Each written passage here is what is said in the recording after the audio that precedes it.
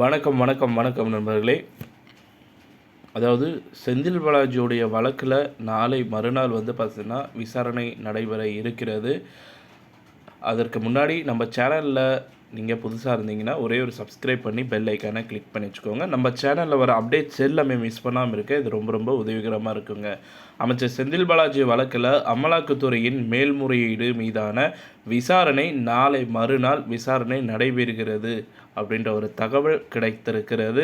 செந்தில் பாலாஜியை அமலாக்கத்துறையினர் கைது செய்தது தவறு என 2 நீதிபதிகளில் ஒருவர் பார்த்திங்கன்னா உத்தரவிட்டிருந்தாங்க. இதை எதிர்த்து செந்தில் பாலாஜியின் மனைவி செய்த ஆட்கொணர்வு மனுவை எதிர்த்தும் அமலாக்கத்துறை சார்பில் மேல்முறையீடு செய்யப்பட்டது குறிப்பிடத்தக்கது. இருந்தாலும் பார்த்திங்கன்னா அமலாக்கத்துறை மீது பார்த்திங்கன்னா ஏற்படுத்திய அந்த மனுவை, அதாவது ஆட்கொணர்வு மனு பார்த்திங்கன்னா தவறானது, இது சட்ட ரீதியாக குற்றம் அப்படின்ற மாதிரி சொல்லி அதை தள்ளி வச்சிட்டாரு சிவகார்த்திகேயன் அவர்கள். இருந்தாலும் பார்த்திங்கன்னா 2 நீதிபதிகளும் மாறுபட்ட கருத்துக்களை கூறியதால் பார்த்திங்கன்னா சிவகார்த்திகேயன் என்கின்ற ஒரு 3வது நீதிபதி பார்த்திங்கன்னா இந்த வழக்கில் பார்த்திங்கன்னா என்டர் ஆகி அமலாக்கத்துறை சார்பில் என்னென்ன வழக்குகள் கொடுக்கணுமோ அந்தந்த வழக்குகளை கொடுத்துட்ருக்கிறாரு.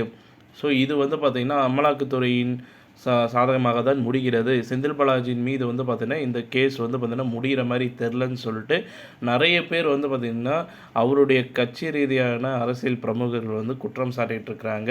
இருந்தாலும் பார்த்திங்கன்னா செந்தில் பாலாஜி பார்த்திங்கன்னா இப்போ புழல் சிலையில் இருக்கிறாரு. அவருக்குன்னு ஒரு கைது எண் வழங்கப்பட்டு அவருக்குன்ற ஒரு தனி அறை, சொகுசு அறைகள் வழங்கப்பட்டிருக்கிறது பார்த்திங்கன்னா குறிப்பிடத்தக்கது. ஸோ இந்த தகவல் உங்களுக்கு பிடிச்சிருந்தா லைக் பண்ணுங்கள், ஷேர் பண்ணுங்கள், மறக்காமல் நம்ம சேனலை சப்ஸ்கிரைப் பண்ணி பெல் ஐக்கானை கிளிக் பண்ணி வச்சுக்கோங்க. நன்றி, வணக்கம்.